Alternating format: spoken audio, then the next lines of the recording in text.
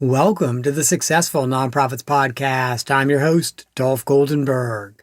Back in June, the podcast took a knee out of respect for the Black Lives Movement. We opted to postpone our scheduled episode to instead amplify Black voices by asking listeners to take the time to read, watch, or listen to Black voices during the time that they would usually listen to this podcast. Not long after, Germeen Guillaume contacted me to discuss how we can support Black leaders and organizations whose missions are centered around social justice and social change. This is a conversation that is near and dear to my heart. As I have said before, I believe the nonprofit sector has an important role to play in building a more just world. But we also have to take time to examine and address the disparities that are present in our own sector. Because the nonprofit sector is certainly not immune to disparity, prejudice, or racism. So if we aren't talking about it and we aren't thinking about it and we aren't working to make it better, it's not going to get better. So that's why I invited Germeen to join us today to continue this very important conversation about how to support Black leaders and organizations. But before I welcome her, let me tell you a little bit about Germeen. She is the founder of Visionary Accounting Group, a virtual accounting firm that offers accounting solutions to startups and also to nonprofits. She has over 10 years of accounting experience and describes herself as ambitious, driven, and an avid reader. She pursues her passions with reckless abandon, thanks to the support of her family, her husband, and her children. So with that, please join me in welcoming Germeen to the podcast. Hey, Germeen, welcome to the podcast. Hi, Dolph. Thank you for having me. I'm so excited to be here. Same here. I'm so thrilled we're having this conversation. And when you reached out to me by email, you had mentioned that a lot more can be done to support Black leaders and nonprofits that support the community and social justice and social change. What support is lacking and what changes would you like to see? Oh, absolutely. So I'm sure, as most probably know, you hear about in the startup world, kind of like the lack of funding or the funding gap. The same actually exists in the nonprofit world as well. And that's why I draw a lot of comparisons people will see between like the startup world and the nonprofit world. But, just at a high level, besides the fact that these Black organizations or those that are kind of committed to like the social change and social justice, we see less funding. And then at a time when you are getting a decent amount of funding, it tends to come with a lot more restrictions and rigorous reporting requirements, right? So we all know that takes time, right? And then you have it where you start thinking about like infrastructure. And a lot of times there tends to be like less staff, fewer cash reserves. And I'm noticing too, as I work in the accounting space with nonprofits, there tends to be a heavy reliance on government grants because they can't get funding elsewhere. And I'm sure, your listeners are probably well versed in how working with government grants can be. And so while I don't like to continue to speak about the problems, I definitely think it's important to highlight what can we be doing differently to either assist these organizations or these leaders of color. I think some of the things that we can do is like commit to recognizing the bias that does exist and calling it out.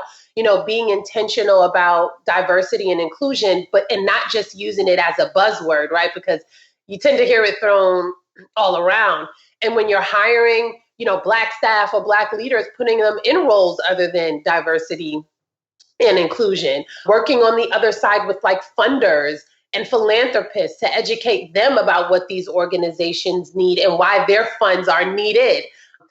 Access to professional and leadership development for these leaders of color so that they do know how to navigate this space a little bit more, promoting collaboration so that Black leaders can also have access to rooms that they may have been excluded from, or sometimes it's not even purposeful exclusion. They just don't know, right? Don't know that it exists. And then I think lastly, maybe just really promoting philanthropy in the African-American community a little bit more, just because sometimes I think that the bias isn't always on purpose. Sometimes it's just the lack of knowledge. And so I think that if we got the conversation going and did more talking about it and more promotion of these things, we might tend to see a little bit more happening.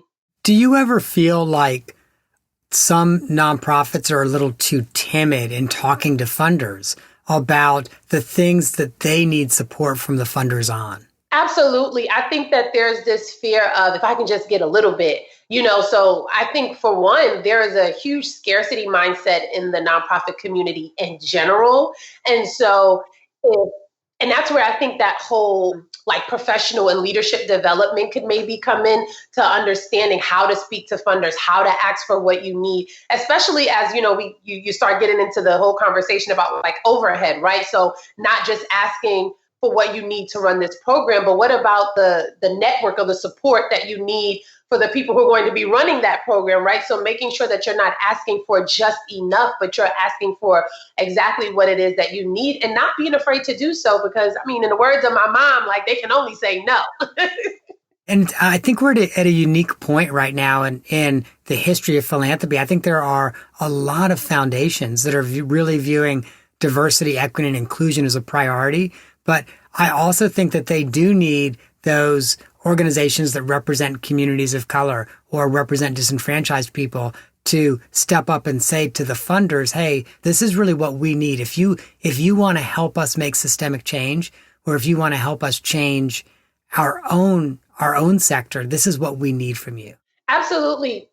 As things have been heightened recently, I've even on like my social media platforms and conversations that I've been having with other nonprofit leaders, I've been screaming to the rooftops, like, be more transparent, talk about what it is, especially now because there is a heightened sense of awareness and people are listening, right? People are trying to see, where can I get in? You got corporations that have money that they don't know what to do with. Like now, if there ever was a time to be open, to be honest, and to be loud about what is happening in your community, what it is that your organization does in the community, now is the time.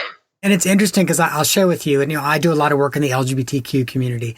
And early on, I've been in the nonprofit sector for, about 25 years or so now. And early on in my work with foundations, because early on I was a fundraiser, I remember viewing it as a much more top down where I would think, okay, the foundations are going to tell me what it is that they want us to do, and we'll write the proposal accordingly, and then we'll get funded, and then they're going to tell us how they want us to do it, and we'll report back. And it's interesting. I'm almost embarrassed to say how long it took me to realize that I kind of had the ability and the voice and the power to be able to say to funders, well, we know that you're really interested in funding X, but what we really need help with right now is, for example, a reserve fund.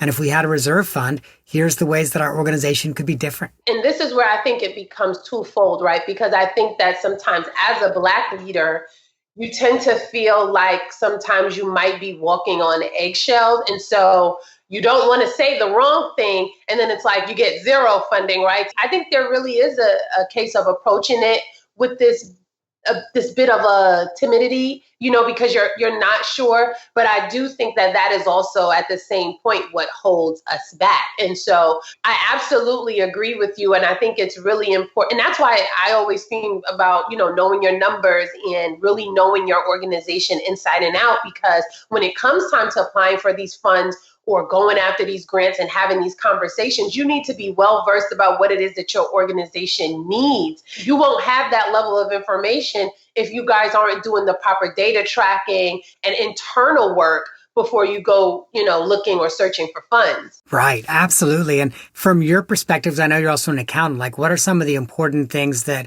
organizations should be tracking so that they can have these diversity, equity, and inclusion conversations with their funders? Well, the main thing I feel like, which is kind of odd because you would think that people were tracking these things, but you'd be surprised that most organizations don't know how to quantify their impact. And I think that kind of above everything else usually is like one of the first things that a funder is going to want to know, right? They want to know what problem is your organization solving, and then what have you done, thus far? And so it's super, super important to quantify that. But then also, start thinking about your internal needs. What are you managing as far as restricted versus unrestricted funds? What is your cash reserves looking like? Are you strapped for cash? Is cash flow kind of tight? Knowing and understanding also your workers, right? And how it is that you are splitting them up on these projects and whether or not these projects that they're working on are profitable to the organization. And just having a keen sense of awareness that it's not a set it and forget it kind of thing. It's one of those things that is ever evolving. And so while one metric may be important this time around, it may not be important next time around.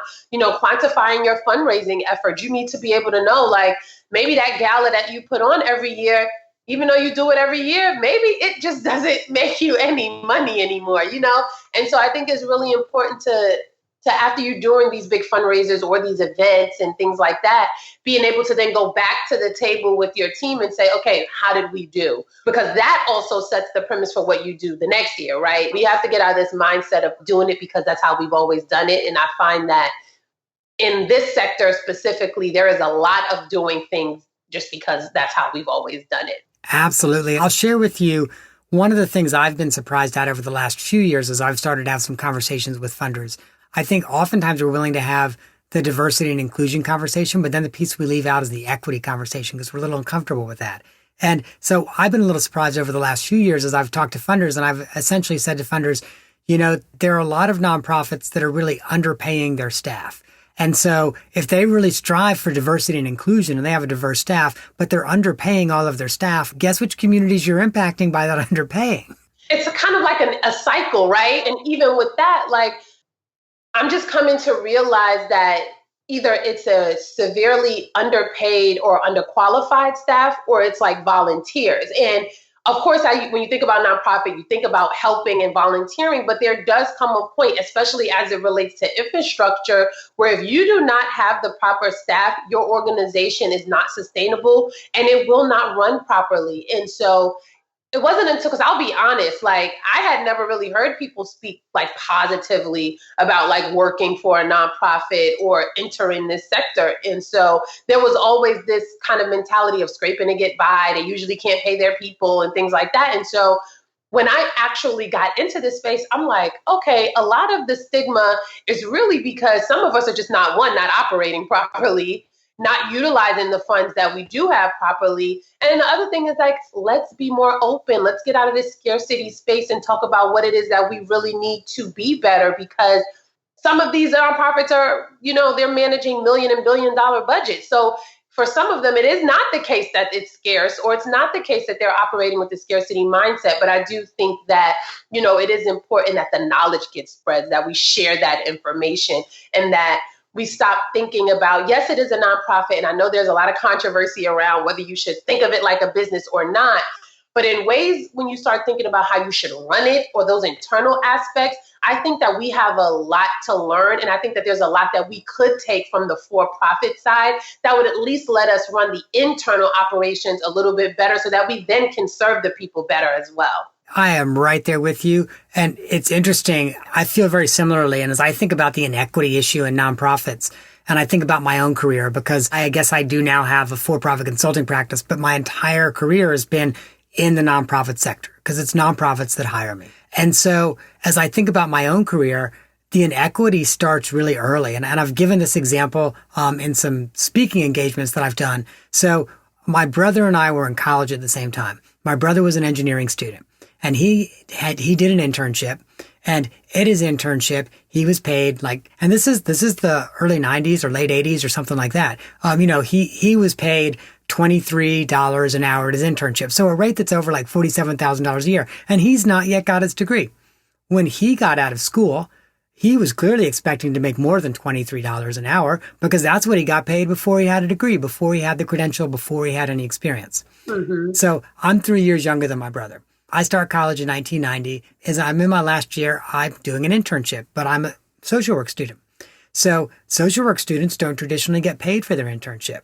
So I graduate with my social work degree, and I'm offered a social work job at $18,000 a year. And I'm thinking, I used to do this for free. I hit the lottery. I made $18,000 a year, whereas my brother probably made 4 times that when he got out of undergraduate. So I also feel like that inequity starts early in our sector. So your first nonprofit job, you're making significantly less than what someone in the for-profit sector is making. And then, because we also know that income compounds over the years, inequity just continues and continues and continues.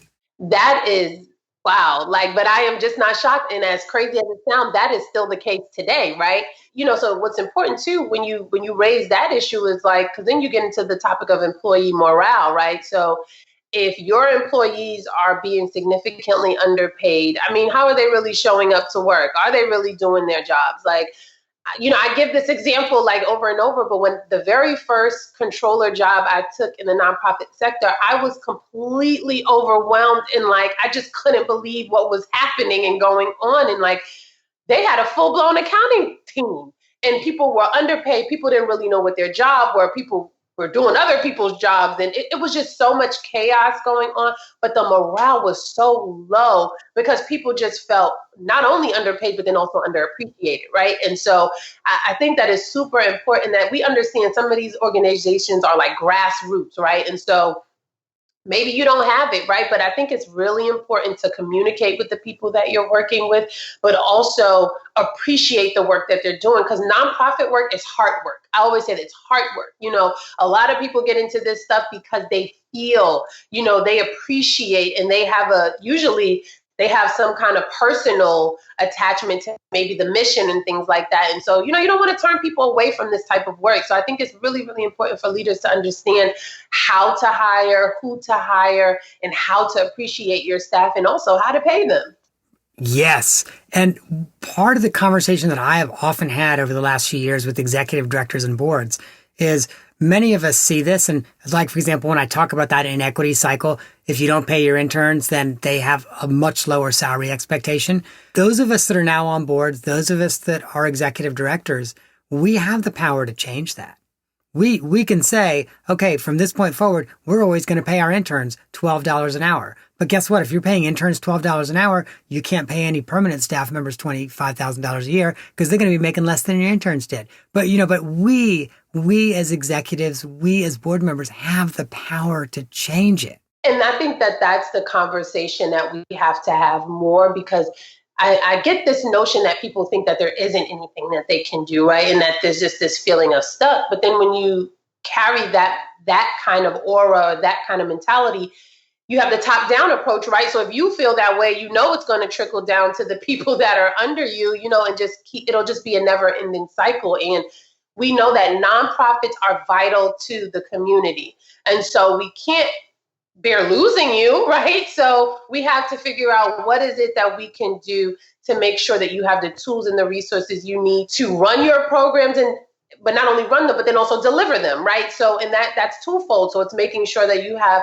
the people in place to support you, but then also the tools and resources to then go out and do that work in the community. Right. And I also feel this way about diversity and inclusion as well, and that those of us that are executives or those of us who are on the board, we have the power to change diversity and inclusion in our organization. It does feel to me like if you're an organization and you're in a community that is 48% white, but 80% of your workforce is white, you've got the power over time to change that. Yeah. Or, I think about it too, where I was having a conversation with a fellow nonprofit colleague and she's in fundraising and she was saying there's been a lot more push to you have these annual events where the funders come and the philanthropists and, the whole giving the presentation about what your organization about, what about drawing more, parallels and having the people in the community that you actually serve show up, introduce them to the people who are funding this thing. Because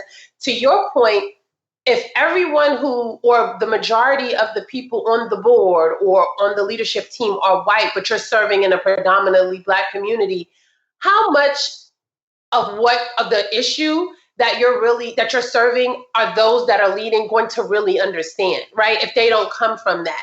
And so I think that if we can do a better job of also educating, then you might see more funding coming through because it's while they may not necessarily have experience with that issue, if they can see it, if they can feel it, if they can know more about it, they may feel more inclined to support it. Absolutely. It's kind of that mantra, nothing about us without us. Yep. Based on your experiences with nonprofits, what are some of the things that nonprofits should be doing to build a more inclusive workforce? Well, I think the first thing that you can do is hire more Black people or hire more people of color. And Also, I think too, if you even take it a step back, we want to look at what are the requirements, right? Because I think sometimes what we don't realize is that the bias sometimes lies before you even get to the point where someone is sitting in front of you to be hired, right? So, what is your application process like? Is there an underlying bias there? So checking those things so that you're not even excluding people of color before they even get in front of you, right? And so I think that is really important. When you check that at the door, I believe that you'll begin to see more people of color into the space. But then also, when people of color get into this space, there's a lot of talk about really isn't like a career trajectory, right? Or there really is no like career development. And so you have people who come into this space and they're a program leader for 50 years. Like, you have to make sure that you are pouring back into your people. There needs to be more continuing education. There needs to be more investment put into the people that are working for these organizations, because then, really it helps the organization, right? I feel like sometimes people tend to think like, oh, we're pouring all of this out into the people, but that then comes back to the organization twofold. And so I think that is that's where we need to start.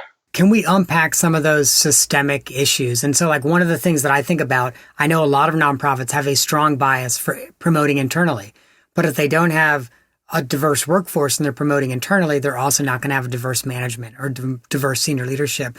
What are some of the other structural issues in the recruitment process that we as organizations need to be thinking about? I think we need to think about education requirements. That is going to be, a big piece of that. And not to say, because, there has to be some qualifications to do a job, right? So, we want to be mindful of that, of course. But I think the main thing that comes to mind really is like, what are those education requirements? What are those experience requirements, right? You hear the jokes about college students who come out of college and they're like, when I apply for a job and they're telling me, it's an entry-level job, but I need X amount of years of experience, but I just came out of school. Where's the experience coming from? So just making sure that when we start looking into the background and when we start looking into the education, like that we aren't so small-minded or so strict or rigid that we're cutting off a huge portion of people that could potentially apply for this job and begin to make the workforce more diverse. And one of the things I've worked with a couple clients on over the last year is in their job descriptions to actually break out in different sections minimum required experience or qualifications and then preferred qualifications and experience. Because here's one of the things that data shows us. Those of us, like myself, who have more privilege, we'll look at a list of, if it's all jumbled together, a list of things and we'll see preferred, or we'll go, well, yeah, maybe I don't speak Spanish, but I'm going to throw my hat in anyway and see if I get it. Whereas people who have experienced less privilege in their life are likely to look at that jumbled list and say, well, I've only got 8 of these 12, so I'm not going to apply. Whereas if you can go down the minimum and check them off and go, okay, yeah, I meet every one of the minimums, I'm going to apply, it makes a big difference.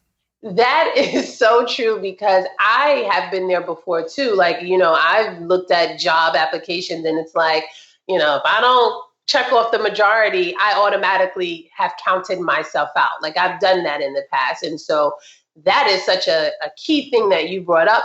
And I think that even goes back to, like you said, where a lot of these things start early. So like when we're even applying for these jobs, like understanding the difference between minimum and preferred qualifications, and also understanding that if you don't meet everyone, that doesn't necessarily mean that you are out of the race, right? I now have, listen, apply anyway. If they say no, you tried, right? And so I think it's really important that difference is made. Like that is that's a huge point. Yeah. The other thing I've noticed, and I actually was working with an organization recently on this, I don't do a lot of HR consulting, but I was working with an organization recently on this.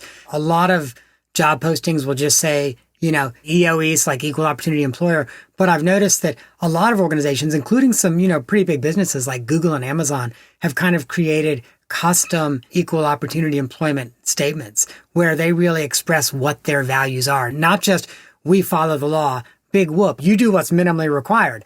Right.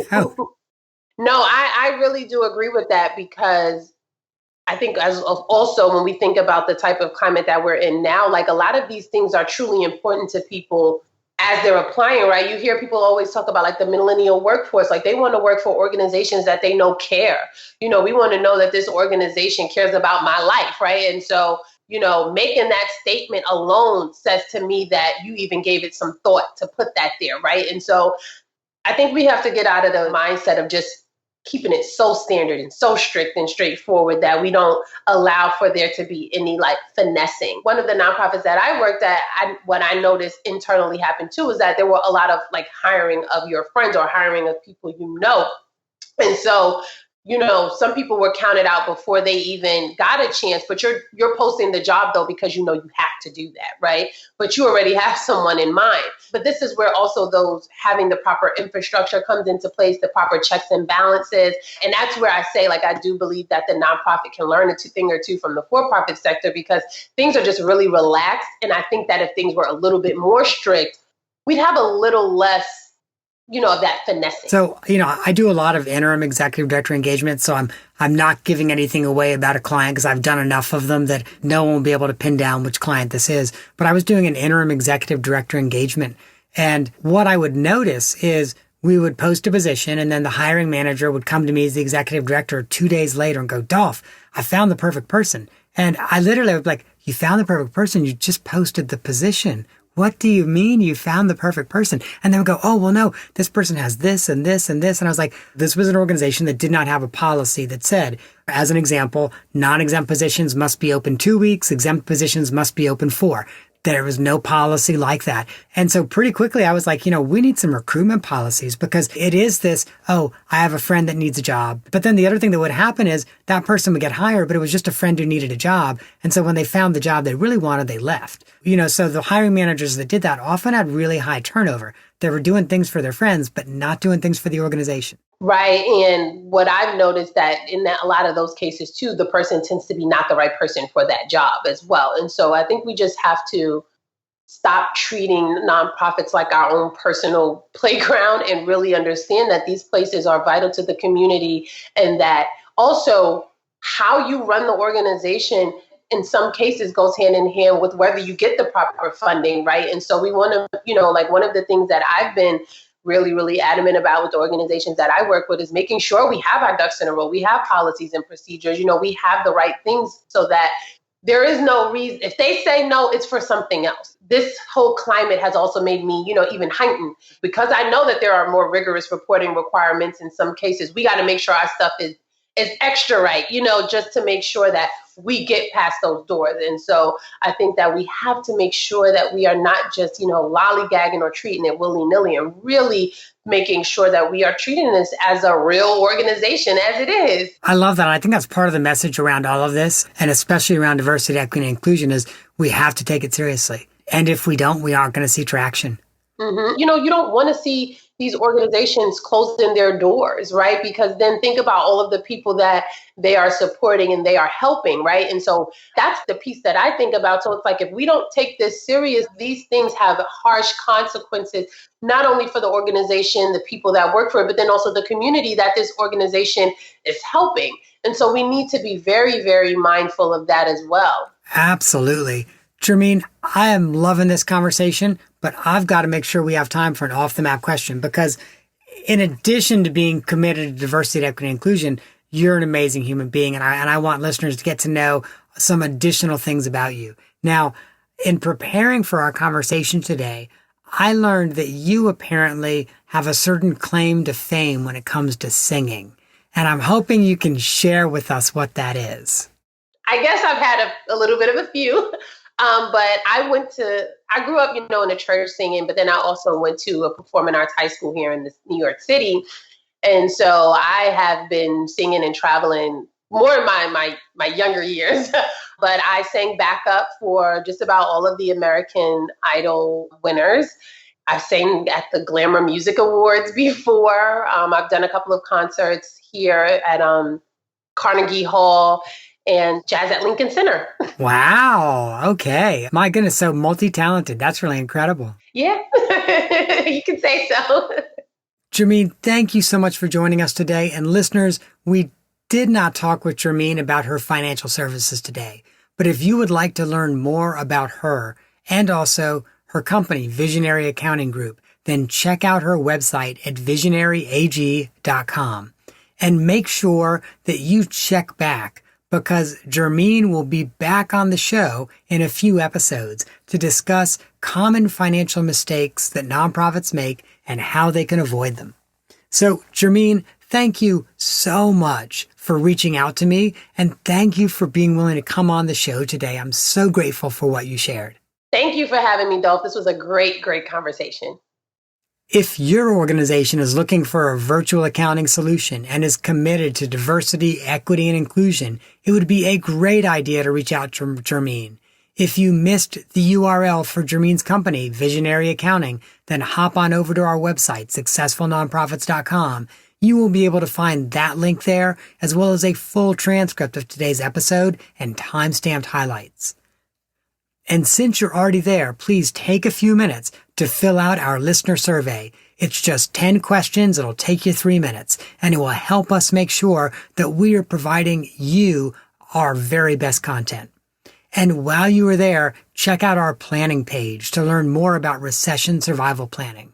We are at a very unique point where I actually don't believe it makes sense for most organizations to create a 3 or 5 year strategic plan. Right now, if you want a solid plan that will help your organization thrive during the recession, you are probably looking at a 12 or 18-month tactical plan. So be sure to check out that page at successfulnonprofits.com if you think it might be able to help you. Now, if today's episode spoke to you, please take a few minutes to subscribe, rate, and review us on your podcast streaming app of choice. This helps more listeners find us and helps us share tips and ideas with a wider community. That, dear listeners, is our show for this week. I hope you have gained some insight to help your nonprofit thrive in a competitive environment. I am not an accountant or attorney, and neither I nor the Goldberg Group provide tax, legal, or accounting advice. This material has been provided for informational purposes only, is not intended to provide, and should not be relied on for tax, legal, or accounting advice. Always consult a qualified, licensed professional about such matters.